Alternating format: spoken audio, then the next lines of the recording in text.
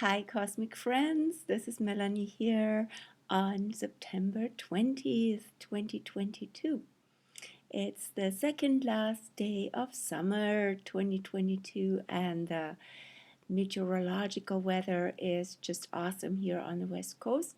We're still having about 22 degrees Celsius, warm, pleasant, still just golden and golden glow times.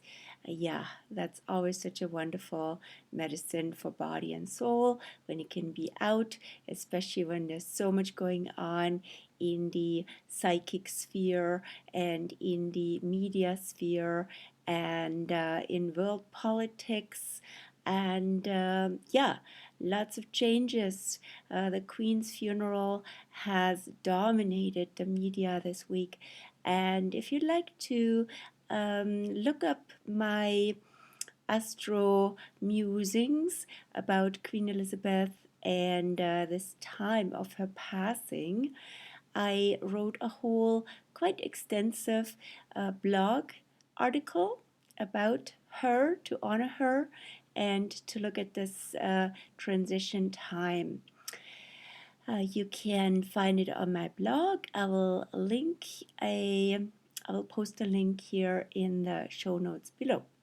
So without further ado, let's look at the weather for this week. It's of course the equinox week.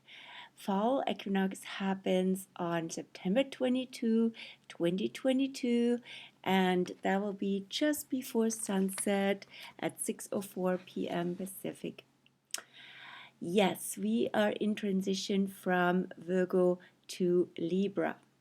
Last 2 days of Virgo are on, last sign of summer, as we move into the Libran air element, from earth to air, from mutable Virgo energy, so much going on, such a busy, such a hopefully also productive, such a harvesting time.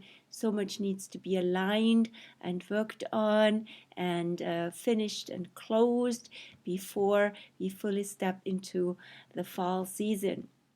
Hopefully that worked well for you, and you could also address long-standing and maybe hidden and issues that you haven't addressed in a while, especially since we are in this phase now of the retro record of the year. 7 planets now retrograde, including Mercury. As soon as Mercury entered, as soon as Mercury went retro on the 9th of September, we came to that record phase, and that will be going on until Mercury goes out of retro, which will be October 2nd. But in the meantime, so with the retro energy, of course, yeah, there is so much to find within, and also so much to look back at and to go inward about, rather than projecting all these experiences and archetypes onto the outer world, either in terms of blaming and accusing and judging them for something that is really your thing. Not to say you have what you judge, but why do you judge it? What's your hang up with that? And that's the time to inquire. And or you'd like them to fix it for you, basically. So that's also projection, right? So retrograde energy shows us where we might have internalized certain things, possibly even early in life. These could be even going back to childhood and going back to our authority issues and such. So the retro planets, all these retrograde planets stand for certain archetypes. Like Pluto has to do with power and transformation, and Saturn with authority. So both of those are retro plus 5 more. And that's just an example how we can often see these things in the outer world, while during retrograde we realize, hey, where does this come from? Why is this so important to me? And what's going on inside of me regarding power, regarding authority, regarding these issues, as I said, that we see in the outer world. And what can I do about it, right? So it's actually empowering to go inward. And so this would be an awesome time for journaling, for processing, for looking into your astrology as well, and coming over for a session if that feels right, or come to the Astro Archetypes series, which starts on September 27th, just after the Libra new moon on the 25th, which I'll talk a little bit about.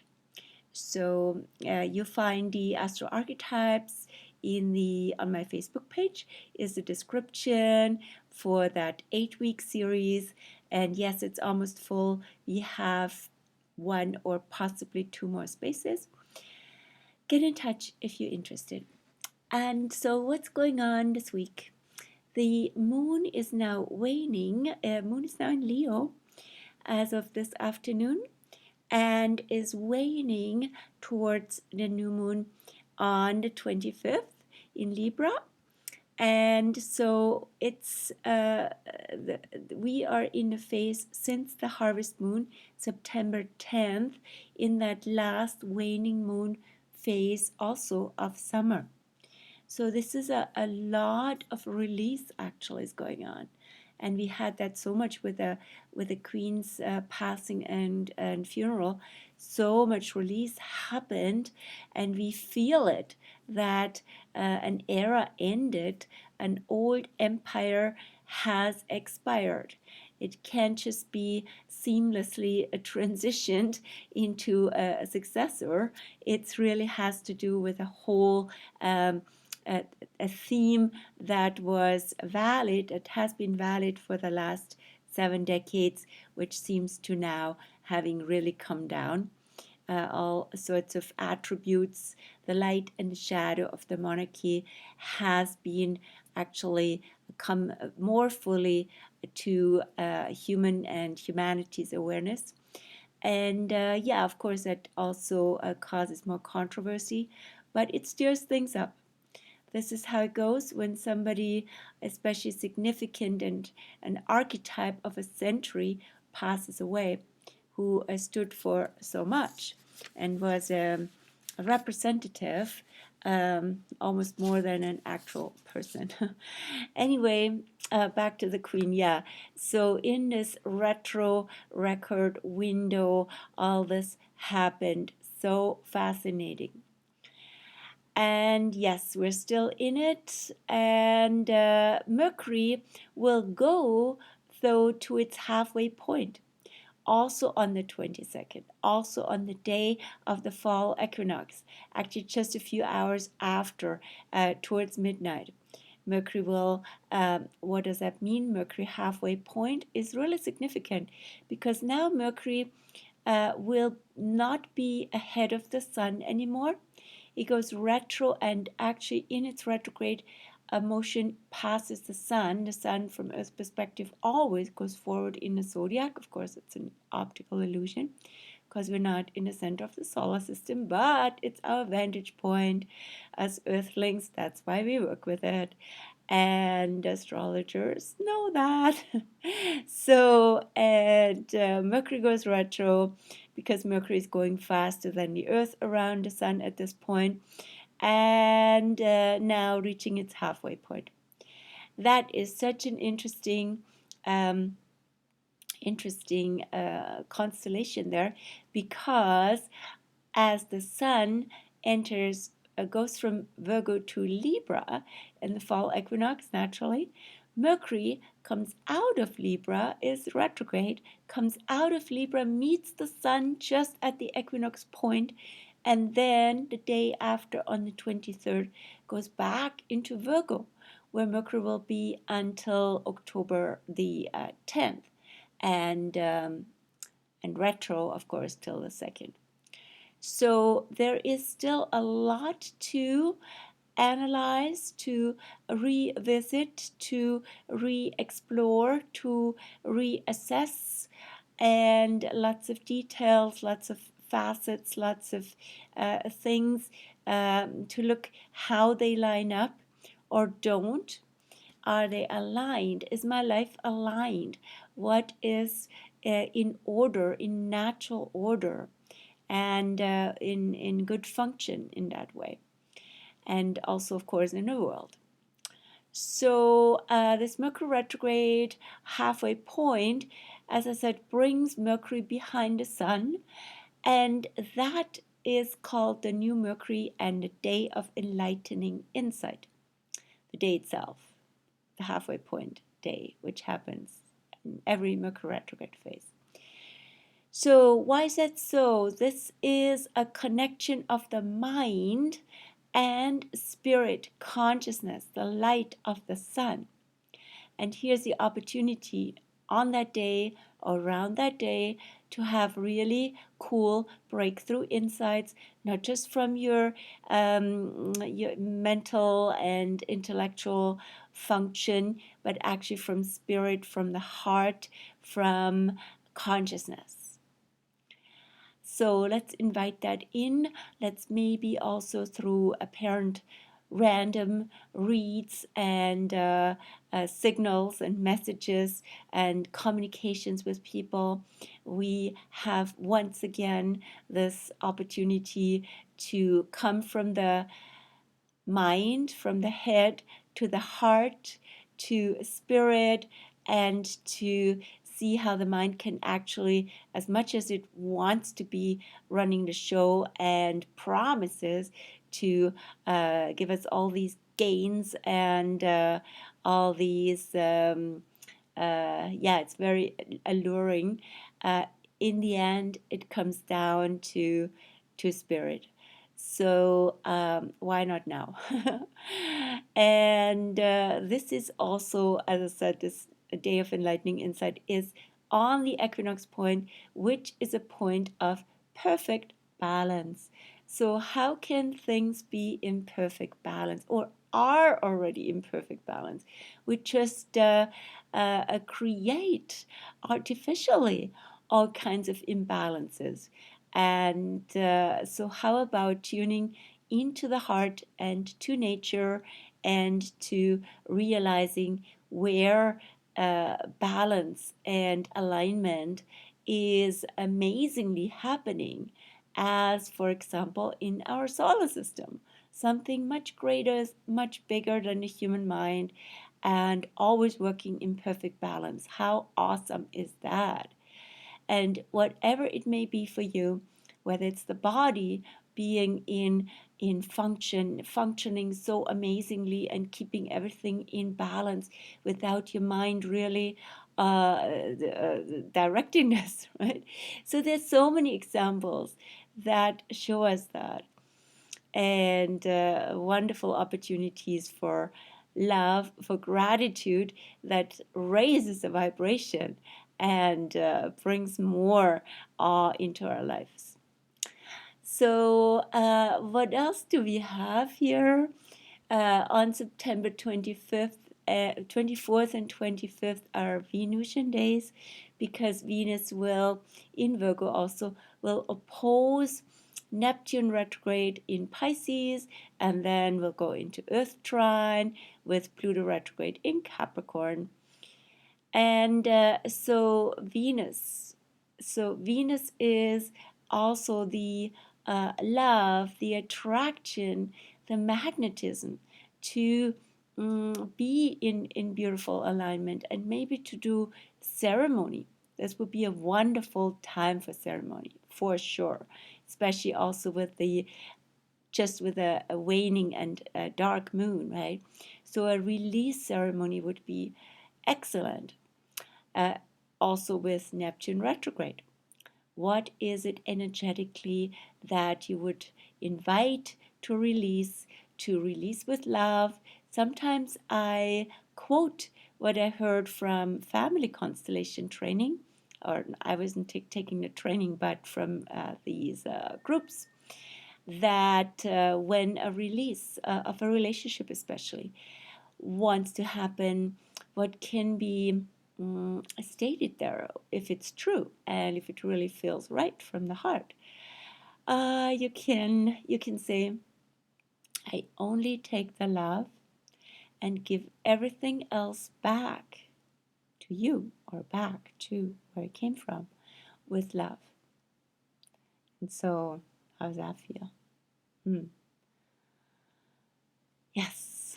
And what would be a release ceremony or release dedicating your day to releasing sticky and dysfunctional, unhealthy habits, patterns, thought forms?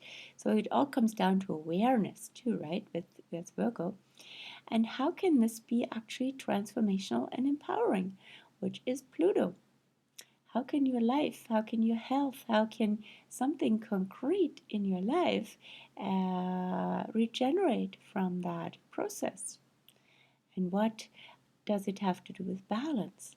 Maybe balance is required, the Libra theme, to get more exposure to nature, sleep more, have a healthier diet, all kinds of sort of boring. Yeah, we know that, but are we doing it? Because that's actions speak louder than words, right? So, what really is are we doing that is useful and helpful? Yeah, and then we have on September 25th the the Libra new moon, the first new moon of the fall 2022, right after the equinox. And how does the Libra new moon look like? Here it is. I haven't written much onto this chart yet. Haven't done the blog post, but it will come on the blog. So here is the chart. So see, there's lots going on this cusp of Virgo and Libra. Also Mercury retrograde, also Venus, and of course the new moon. So if you have any planets, sun, moon, ascendant on this cusp, this is a super important new moon for you. And it's the point of perfect balance. It's the design point, I call it. You could also call it feng shui point. So there is function and beauty, aesthetics, art, culture. They come together here. And it's time for a new beginning in that regard. Because maybe on the opposite side of the spectrum, where we have Neptune and Jupiter both retro, everything's retro now, 7 of them anyway. This is the emergence point. This is the birthing point. This is the beginning of the astrological year, the spring equinox. But and that is also where Jupiter and Neptune were conjunct, just like 6 degrees off, on April 12th. And that was a major signature of this year 2022. So much is coming together. It's getting really overwhelming, and it has gotten, and yeah, and confusing, and lots of energy streaming and thrown at us. We could easily go under, or we could yeah, just feel like we're giving up or things like that, or turn into survival mode, which is also the early Aries energy, right? It's an energy of emergence, of something new arises and emerges. It's a spring energy, but it could be also like, hey, I have to get my head out of the water. How do I survive this, right? It's been a very much theme this year. So on the other end of the spectrum, as I said, is this new moon with much more focusing on harmony, health, wellness, peace, balance. So we need a new beginning in that regard. And what does it mean to you? And how do you bring these qualities into your own life, into your own home, into your lifestyle. The chart would, of course, also show where it's relevant for you, where it wants to show up. So that's house-wise, or as I said, when you have planets there. And then lastly, also in that whole sequence of Virgo, Libra, Mercury, Venus, which has been playing out a lot this month of September, we have, I believe that's the last of those, when Mercury retro in Virgo meets Venus. Or I would say the last is probably when Venus enters Libra, which is on September 29th. So we'll talk about that next week. But first, on September 26th, next Monday, I believe, is when Mercury retro in Virgo meets Venus. Mercury goes further back into Virgo, and Venus goes out of Virgo into Libra. So at that juncture. So that's when Mercury will be again in its own sign, and Venus will be almost also in her own sign. So they come together. This is also about the aware mind and the way of creating beauty, harmony, peace in the interaction. It's a peace of mind energy too, and a mind of peace. And it's a way of communicating that is actually building bridges rather than polarizing, confronting, angry, and so on. And it's also a lot about justice, fairness, and the parts that need to be in place for that from the Virgo perspective. So we want to look, and it's about choices with Libra. So we want to look at the components. We're probably already doing that. I am. That components that go into choices that might come up for you in the fall. So I leave it with this. And how long was this here today? 22. Yeah, 22 is a good number, right? 22 minutes. I wish you well. Take care.